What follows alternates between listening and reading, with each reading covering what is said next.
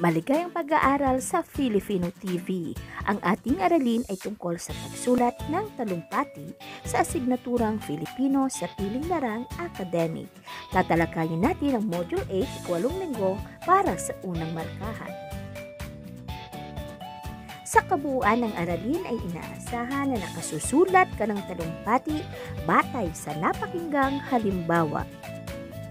Kumusta ka na? Binabati kita at mahusay mong naisagawa ang mga gawain sa nakaraang module. Handa ka na ba sa bagong aralin? Andito na naman ako para muling hasain ang iyong kasanayan sa pagsulat ng talumpati batay sa napakinggang halimbawa.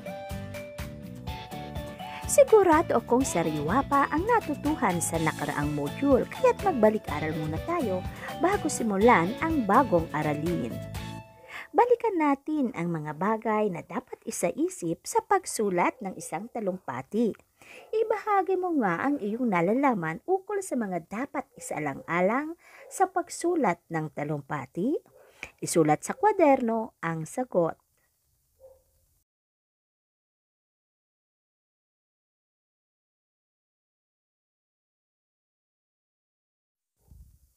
Muli uulitin ko na sa pagsulat ng talumpati, mahalagang isaalang-alang ang mga sumusunod.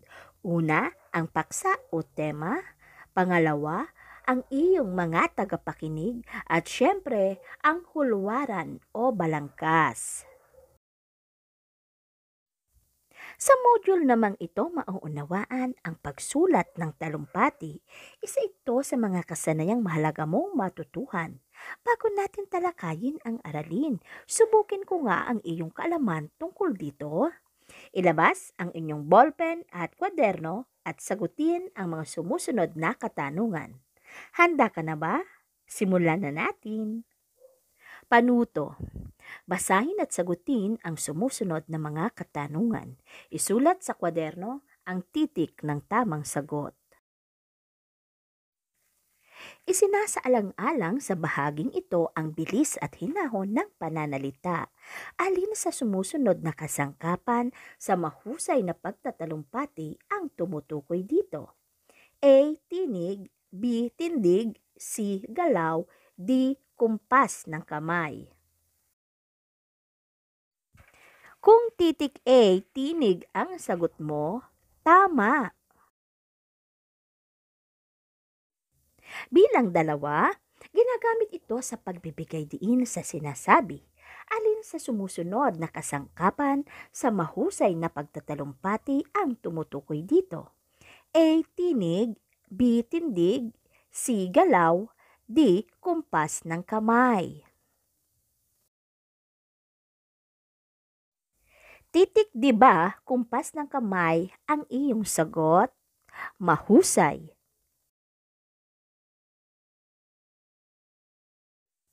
Bilang 3, tumutukoy sa anumang pagkilos na ginagawa ng tao na may kaugnayan sa pagsasalita o pagpapahayag ng kaisipan. Alin sa sumusunod na kasangkapan sa mahusay na pagtatalumpati ang tumutukoy dito? A. Tinig. B. Tindig. C. Galaw. D. Kumpas ng kamay. Ang sagot mo ba ay titik C, galaw? Magaling!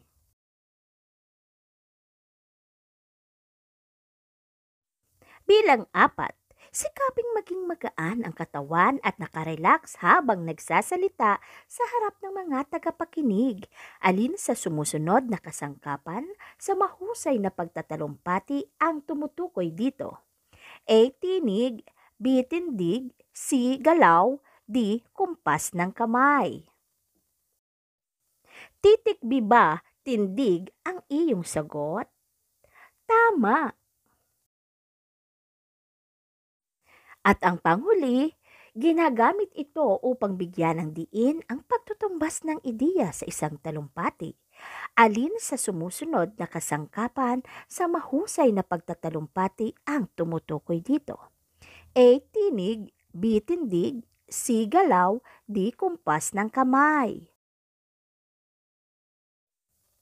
Titik A ba, tinig ang iyong sagot? Magaling! Binabati kita kung nakuha mo ng tama ang mga kasagutan. Sa bahagi ng araling ito, ikaw naman ay magiging mahusay na mananalumpati. Iyong bibigyang pansin ang mga kasangkapan at katangian sa mahusay na pagtatalumpati sa pamamagitan ng pagsulat at pasalitang paraan. Iyo ring mababasa ang isang halimbawa ng talumpating isinulat na tumatalakay sa globalisasyon. Pero bago yan, alamin muna natin ano ba ang mga kasangkapan sa mahusay na pagtalumpati. Una, isinasaalang-alang natin ang tinig, sunod ang tindig, at pangatlo, galaw at syempre ang kumpas ng mga kamay. Alam mo ba na ang tinig ay kasangkapan natin sa isang mahusay na pagtalumpati? Kung maganda kasi ang tinig ng tagapagsalita ay agad nitong mahihikayat ang mga tagapakinig na maunawaan ang nilalaman ng isang talumpati. Alam mo ba na kinakailangang isaalang-alang sa bahaging ito ang bilis at hinahon ng pananalita, maging ang tono, paglakas o paghina ng tinig at ang pagbibigay diin sa mahalagang bahagi o mensahe ng isang talumpati. Sa pagtalumpati, napakahalaga rin ang ating tindig. Kaya nga sinasabi, tumindig ng maayos at iwasan ang tindig militar. Ano bang ibig sabihin kapag sinabing tindig militar? Yung bang parang naninigas ang iyong katawan. Alam mo ba na sa pagtalumpati, dapat sikaping maging magaan ang katawan at nakarelax. At dapat tandaan na mahalaga na magmukhang kapitapitagan o kagalang-galang para makuha agad ang atensyon ng mga tagapakinig. Alam mo ba na ang ganitong uri ng anyo ay nakapagpapahiwatig na handang-handa ang tagapagsalita. At syempre, andiyan ang galaw. Alam mo ba, na ang galaw ay tumutukoy sa anumang pagkilos na ginagawa ng tao na may kaugnayan sa pagsasalita o pagpapahayag ng kaisipan o anumang damdamin sa madla o mga tagapakinig. Ano ba sinasaklaw nito? Sinasaklaw ng galaw ang galaw ng ating mga mata, syempre ang ekspresyon ng ating mukha, maging ang ating tindig, galaw ng ating ulo at katawan. Alam mo ba na lahat ng ito ay nakatutulong sa paghahatid natin ng mensahe sa isang talumpati? Mahalaga rin nating isalang-alang ang kumpas ng mga kamay. Alam mo ba na ginagamit ang kumpas ng mga kamay sa pagbibigay diin sa sinasabi? Halimbawa, karaniwang itinataas ang hintuturo o braso kung ipinapahayag ang mahalagang opinyon o puntos ng talumpati o pananalita.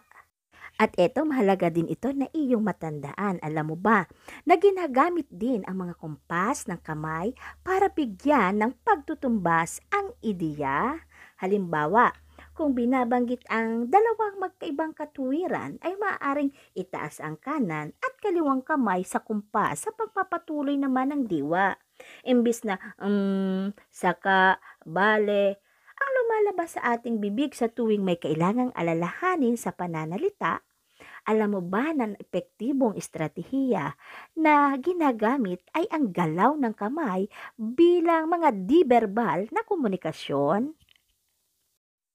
O ayan, may mga tips ka nang nakuha, kaya dumako naman tayo sa katangian ng mahusay na tagapagsalita. Sa bahaging ito ng aralin, ikaw ay magiging mahusay na mananalumpati.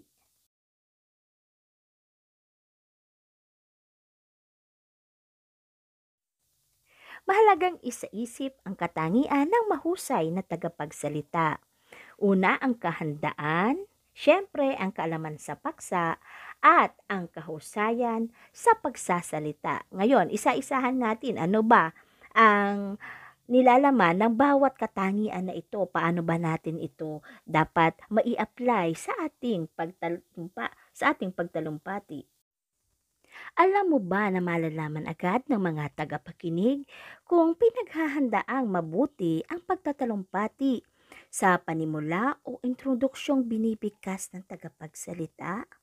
At kung maganda ang panimula, alam mo ba na makukuha mo agad ang atensyon ng iyong mga tagapakinig?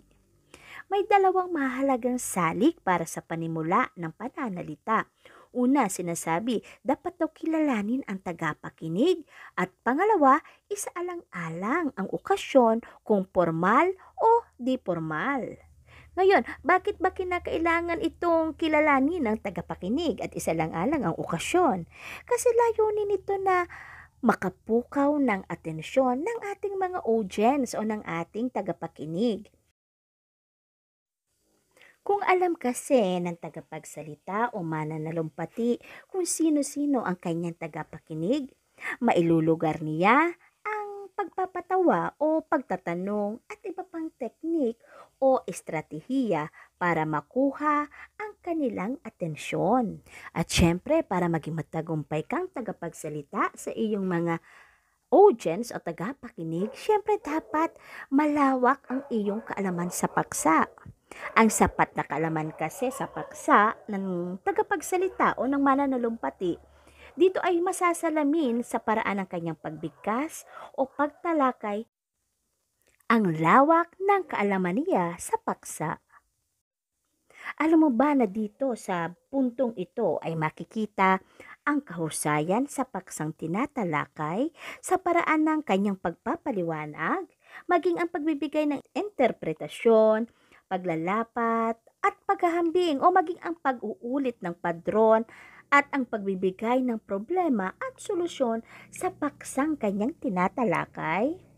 At madaling matuklasan kung kulang sa kaalaman ang tagapagsalita dahil alam mo ba, mararamdaman ito ng audience sa tinig at ikinikilos ng tumatalumpati o nagsasalita. Kaya syempre, ang sunod ay ang kahusayan sa pagsasalita. Alam mo ba na madaling maganyak na makinig ang publiko, ang ating mga audience, kung matatas at mahusay magsalita ang namananalumpati o ang tagapagsalita? Ibinibigay ng tagapagsalita sa bahaging ito ang kanyang tinig sa nilalaman ng kanyang talumpati. Dito rin makikita ang kasanayan sa wika ng tagapagsalita, gaya ba ng paggamit ng angkop na salita, wastong gramatika, maging ang wastong pagpikas ng mga salita. At dapat mo ring maunawaan na mahalagang maunawaan ng tagapakinig ang mensahe. Kaya nga mahalaga rin na ang lengguwaheng iyong gagamitin ay angkop sa lengguwaheng ginagamit ng iyong mga tagapakinig. O ayan, ang dami-dami mo ng tips na nakuha. Ngayon ay natitiyak ko na mas naging malinaw na sa iyo ang aralin. Huwag mag-alala kung dati ay hindi ka pa nakabigkas ng talumpati. Ang lahat ay napag-aaralan. At ngayong may sapat ka ng kaalaman at marami ka ng tips na nakuha tungkol dito, subukin mong magsanay sa harap ng salamin.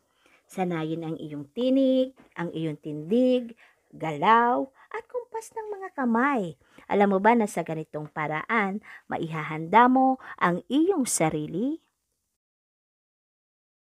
Handa ka na ba? Subukin nga natin ang gawain.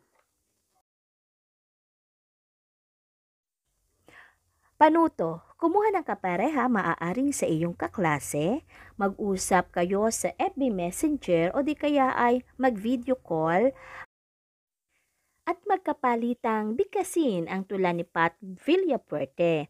Isaalang-alang ang mga katangiang dapat taglayin ng isang mananalumpati katulad ng tinalakay.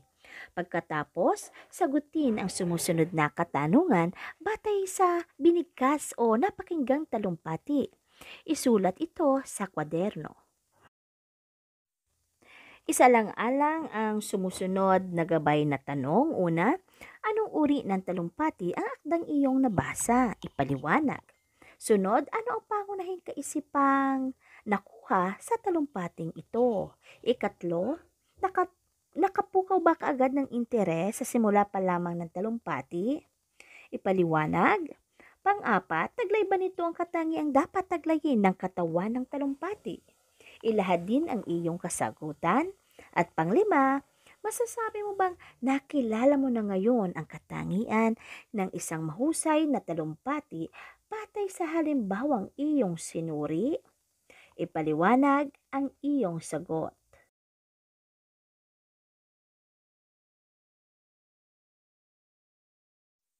Narito ang sipi ng talumpati ni Patrocino V. Villafuerte, ang Pinoy sulong sa globalisasyon. Makikita rin ang sipi nito sa inyong module.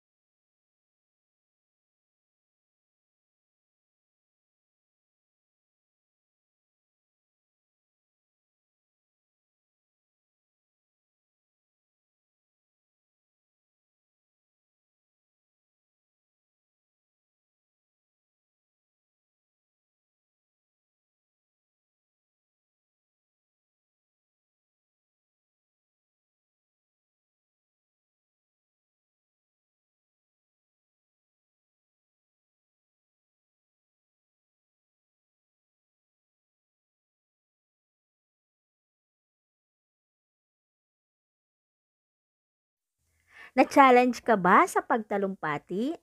Nadiskubre mo ba ang bago mong skills o kakayahan sa pagsasalita sa nakaraang gawain? Binabati kita!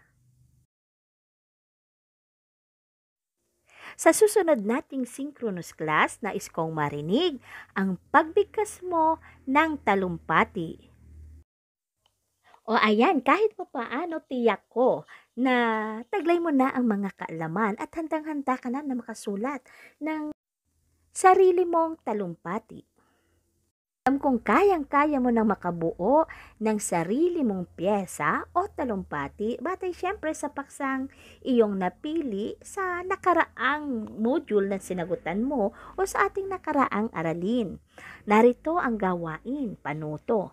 Batay sa balangkas na ginawa mo sa Module 7 sa nakaraang aralin, tungkol siyempre sa talumpati, bumuo nga ng isang maikling talumpati.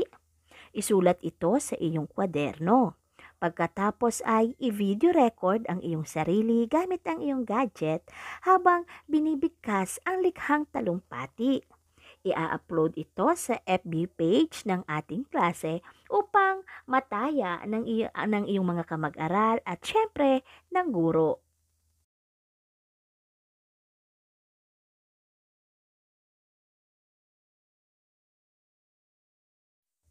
Huwag kalimutan at tuwin na ay isalang-alang ang ating pamantayan sa pagmamarka.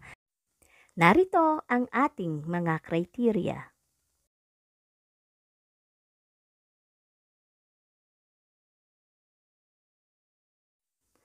Alam kong kayang-kaya mong isagawa ang gawain.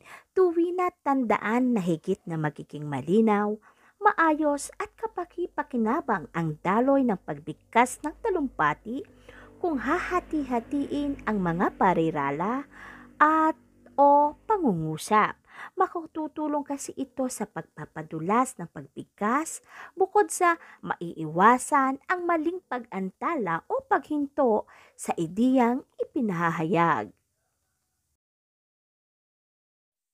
Muli subukin natin ang inyong natutuhan. Kuhanin ang inyong kwaderno at ballpen at sagutin ang pangwakas na pagsusulit. Panuto. Basahin at unawaing mabuti ang sumusunod na mga katanungan.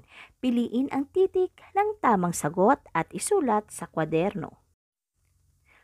Unang bilang, dito makikita ang kasanayan sa wika ng tagapagsalita gaya ng paggamit ng angkop na salita, wastong gramatika at wastong pagbigkas ng mga salita.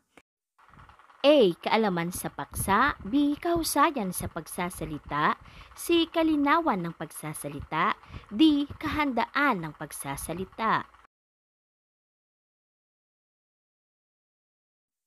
Sunod na tanong, kung alam ng tagapakinig kung sino-sino ang kanyang tagapakinig, mailulugar niya ang pagpapatawa, pagtatanong at iba pang teknik o estratehiya para makuha ang atensyon ng tagapakinig. Alin sa mga sumusunod ang tumutukoy dito? A. Kaalaman sa paksa. B. Kahusayan sa pagsasalita. C. Kalinawan ng pagsasalita. D. Kahandaan ng pagsasalita.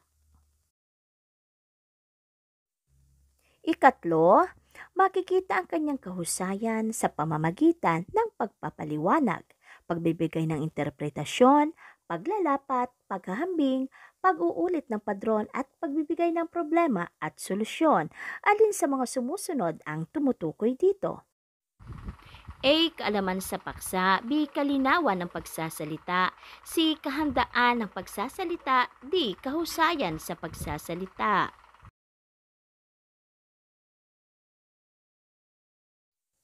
Ikaapat, masasalamin ito sa paraan ng pagbigkas o pagtalakay sa kanyang ginagawa. Alin sa sumusunod ang tumutukoy dito? A. Kaalaman sa paksa. B. Kahusayan sa pagsasalita. C. Kalinawan ng pagsasalita. D. Kahandaan ng pagsasalita.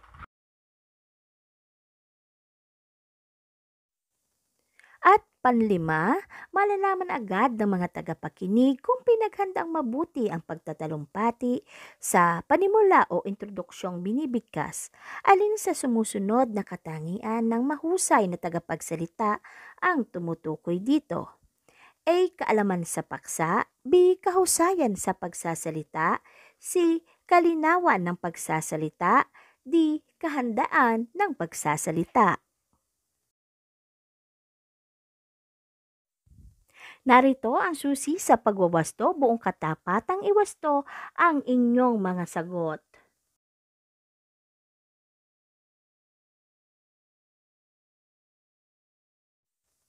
Nasagot mo bang lahat ng tama? Binabati kita. Subukin pa nga natin ang inyong kasanayan sa ating aralin. Kuhanin muli ang ballpen at kwaderno. Maaari bang malaman ang inyong saloobin kung bakit mahalaga ang matutuhan ang pagsulat ng talumpati? Tuwi na ay tandaan ang kasanayan sa pagsulat ng talumpati, batay sa napakinggang halimbawa nito ay makatutulong sa iyo sa mga pangangailangan sa napili mong larangan. Ang kakayahan sa pagsasalita ng malinaw, maayos, organisado at malawak mong kaalaman tungkol sa paksa na inangkupan pa ng tamang tinig, galaw, kumpas at iba pang katangian ng mahusay na tagapagsalita ay magiging matibay na sandata mo sa lalo mo pang paglaot sa napiling larangan. Kaya naman, binabati kita. Samahan mo akong muli sa susunod na episode ng pag-aaral dito lamang sa Filipino TV SHS. Ito ang iyong guro na nagsasabing naniniwala ako na natuto ka dahil naniniwala ako na ito ang piling larang mo. Padayon!